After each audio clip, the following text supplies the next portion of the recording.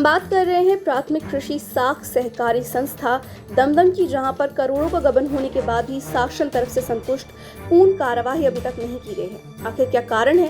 शासन उस गुनहगार को बचाने में लगी हुई है। आज हमने उसी सिलसिले में अतिरिक्त प्रभारी उपायुक्त सहकारिता विभाग आगर के भारत सिंह चौहान से बातचीत की, तो उन्होंने बताया कि रमेश चंद्र जायसवाल प्रबंधक दमदम के खिलाफ और भी शिकायती आवेदन आए हैं। उन सभी की जांच कर 8 दिन में हर बात का खुलासा हो जाएगा। जब हमने उनसे पूछा कि आपकी नलखेड़ा बैंक के मैनेजर तिवारी जी भी अपराधी का सहयोग कर रहे हैं, जो पर्यवेक्षक वहां पर जांच के लिए आए थे, उन्होंने उनको बताया कि उनकी बैंक में 2015 से 16 में बीमा सूची है ही नहीं, और अगर बीमा सूची बैंक से गायब होती है तो इसका जिम्मेदार कौन है? ये तो सिर्फ बीमा सूची की ही बात है, ऐसे तो बैंक से बहुत सारी चीज़ें गायब हो सकती हैं। भारत सिंह चौहान से जब पूछा गया कि 2015 से 16 में भी प्रबंधक रमेश चंद्र जायसवाल के खिलाफ FIR दर्ज हुई थी और वो भी जमानत पर बाहर हैं, तो उन्होंने बताया कि इस मामले में मुझे कोई जानकारी नहीं है और अब देखना यह है कि प्रशासन अपना काम जवाबदारी से करता है या फिर सत्ता के आगे झुकता है। देखिए आगर मालवा से लाट सिंह चौहान की रिपोर्ट। दमदम सोसाइटी का मामला जो चल रहा है वो 1 से 1.5 महीना हो गया है, लेकिन अभी तक शासन तरफ से संतुष्टिपूर्ण कोई कार्रवाई नहीं की। इस बारे में आप क्या कहेंगे? अभी मेरे द्वारा जो रिपोर्ट ली जा रही है उसमें ये पाया गया है कि एक नहीं, कम से कम एक के बाद 5-6 शिकायतें जो है फिर आ गई। इस हिसाब से जो है अपने शिकायत कर जो है अपने जांचकर्ता जो अधिकारी है उनसे जो मेरी बात हुई है 2 दिन पहले टेलीफोन से, तो बोले कि साहब एक के बाद एक शिकायतें आ रही है, तो बोले कि हमने 2-3 शिकायतों का तो जो है फाइनल जो है कर लिया है, फिर और 2-4 शिकायतें आई है तो हम उनको भी कर रहे हैं। बहुत जल्दी हो जाएगी, इस सप्ताह में फाइनल रिपोर्ट आ जाएगी। लेकिन सर 1 महीने से 1.5 महीना हो गया, अभी कांगड़े जी भी 2-3 बार गए हैं और बैंक से बीमा सूची ही गायब हो गई है, तो इसमें बैंक मैनेजर भी गुनहगार हैं क्या?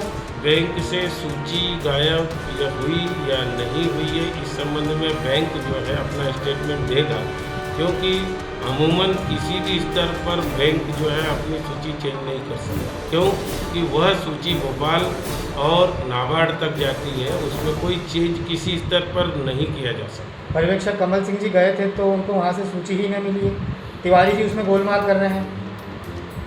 यदि तिवारी जी ब्रांच मैनेजर है और यदि वो गोलमाल कर रहे हैं तो रिपोर्ट में जो स्थिति आएगी उसके हिसाब से जो है तिवारी जी से भी मैं भी चर्चा कर लूँगा। वो ऐसा नहीं कर सकते। मुझे विश्वास है कि शाखा प्रबंधक का वहाँ पर कोई रोल होता नहीं है कि किसी चीज़ में या किसी दस्तावेज में कोई हेरा फेरी की जाए, क्योंकि शाखा पूरी कंप्यूटराइज्ड है और कंप्यूटराइज्ड होने से कंप्यूटर में जो है कोई चेंज नहीं किया जा सकता, और वो सूची वो जो प्रारूप होते हैं वो बिल्कुल जो है नाबार्ड और अपेक्स बैंक द्वारा निर्धारित है, उससे अतिरिक्त जो है कोई कर भी नहीं सकता। आपने रेगुलर को आदेश दिया है, उसका पालन क्यों नहीं कर रहे? नहीं कर रहे हैं, होता है, समय लगता है, क्योंकि एक व्यक्ति 4 व्यक्ति हैं और जो है इतना बड़ा जिला है, 4 इंस्पेक्टर जो है और प्रत्येक के पास 10-10, 20-20 सोसाइटियाँ जो है प्रभार में हैं, इसलिए उनको कई प्रकार के काम करना पड़ता है। पिछले 2 महीने में गेहूँ चना खरीदी में भी उनको काफ़ी समय लगा है। मैं नहीं समझता कि ज़्यादा समय अब लगेगा, 1-8 सप्ताह में जो है ना इसको अपन जल्दी से जल्दी रिपोर्टिंग ले लेंगे। सर 2015 में भी इसी टाइप का इन्हीं के ऊपर मुकदमा आया था, उसके ऊपर भी अभी ये जमानत पे बाहर है? नहीं, तो ये मुझे नहीं मालूम कि जमानत पे है या तो ये तो पता होगा सर कि 2015 में भी 15-16 में भी इनके ऊपर कानूनी कार्रवाई हुई थी नहीं, गबन के मामले में। ये मुझे इसलिए नहीं मालूम है कि मैं उस समय था भी नहीं। दूसरा ये है कि मैं पिछला देखने की स्थिति में इसलिए नहीं हूँ कि मेरे पास 2 जिले का प्रभार है, इसलिए कौन कर्मचारी का पिछला रिकॉर्ड क्या है इस संबंध में मैं बता नहीं सकता। सर ऐसा तो नहीं, अभी जो स्टे लेके आए हैं ये किस बेस पे लेके आए हैं और ये स्टे किसने दिया है? ये स्टे जो है जॉइंट कमिश्नर जो है हमारे जो सुप्रीमो होते हैं संभागीय अधिकारी न्यायालय है, एज ए प्रशासनिक अधिकारी नहीं है, और न्यायालय के किसी भी कार्य में किसी भी छोटी न्यायालय को या प्रशासनिक अधिकारी को हस्तक्षेप करने का अधिकार नहीं है।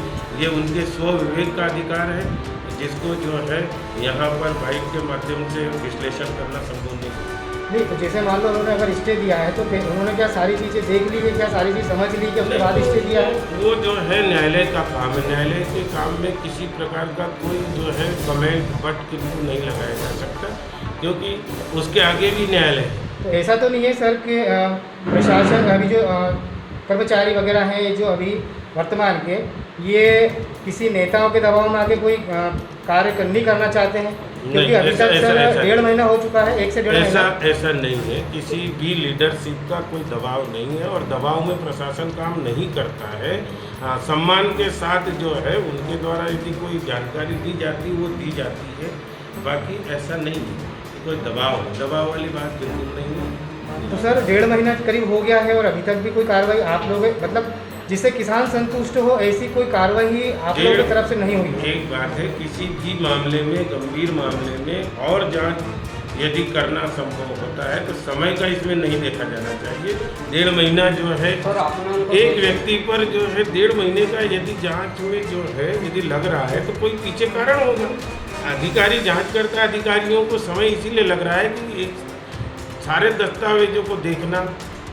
आपके पर्यवेक्षक आते हैं जांच करने के लिए और खाली हाथ आते हैं, तो वहाँ पे कोई किस लिए आते हैं? जब जांच करने के लिए आ रहे हैं तो कम से कम सारे डॉक्यूमेंट तो साथ में लेके आए। हम किस चीज़ की जांच करने के लिए जा रहे हैं?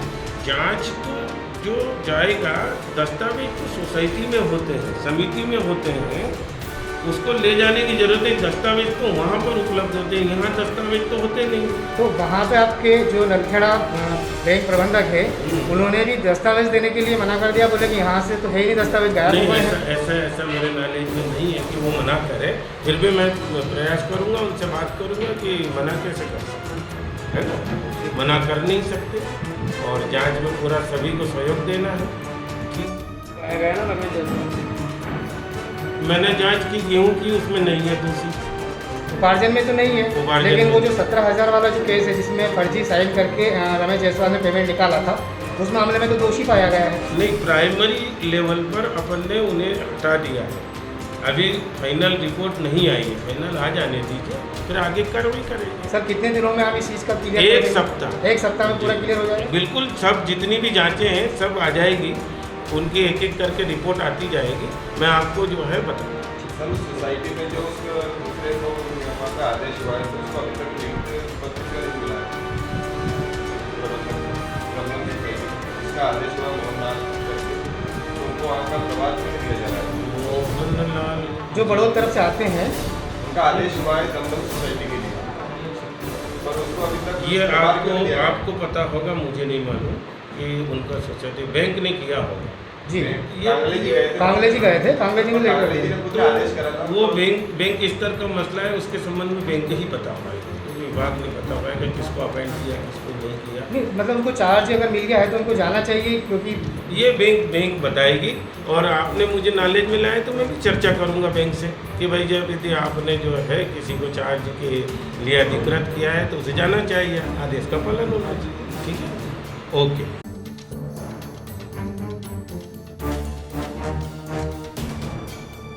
कोरोना महामारी जिस प्रकार से पूरे देश में अपना विकराल रूप दिखा रही है, ठीक उसी प्रकार अमेठी जनपद में लगातार बढ़ता हुआ कोरोना का आंकड़ा गंभीर विषय बनता जा रहा है, जिस पर किसी भी प्रकार का कोई लगाम नहीं लग पा रहा है। हालांकि यहां पर रिकवरी रेट अच्छी है, लेकिन उसके बावजूद अब तक यहां पर पुनः संक्रमित मरीजों की संख्या में भारी वृद्धि देखने को मिल रही है। जिस प्रकार एक समय में कोरोना संक्रमितों का आंकड़ा इकाई में पहुंच चुका था, जिसके बावजूद फिर से छलांग लगा दिया है और अब दोबारा शतक के आंकड़े को छू रहा है, जहां पर एक साथ 26 लोगों की कोरोना वायरस पॉजिटिव रिपोर्ट आई है, जिसमें 18 पुरुष और 8 महिला शामिल हैं। जहां पर संग्रामपुर ब्लॉक में 6, बहादुर ब्लॉक में 5, सोनपुर ब्लॉक में 4 सहित इत्यादि जगह पर कोरोना पॉजिटिव मरीज पाए गए हैं। और इस प्रकार अमेठी जनपद में अब तक कुल पॉजिटिव मामले 446 पाए गए हैं, जिसमें से विभिन्न कोविड L1 और L2 हॉस्पिटल से 353 मरीज इलाज के उपरांत डिस्चार्ज होकर अपने घर चले गए हैं, जबकि 91 मरीज ऐसे हैं जिनका भी कोविड अस्पताल में इलाज चल रहा है, जबकि जिले में 2 लोगों की कोरोना के चलते मौत हो चुकी है।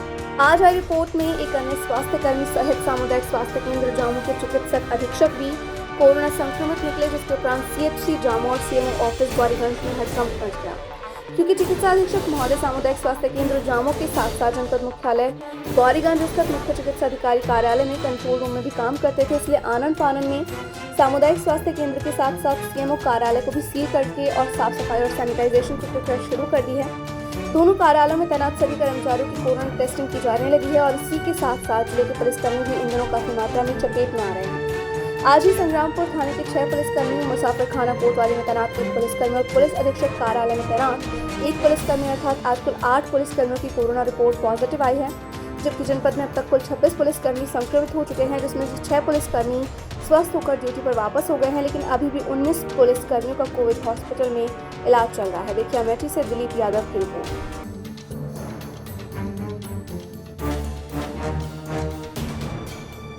एसपी बांदा सिद्धार्थ शंकर मीणा के नेतृत्व में लूट, हत्या, डकैती, चोरी इत्यादि की घटनाओं को कारित करने वाले अपराधियों की गिरफ्तारी हेतु चलाए जा रहे विशेष अभियान के तहत बांदा पुलिस ने 8 अंतर्राज्यीय अवैध असलाह सप्लायरों को गिरफ्तार किया है।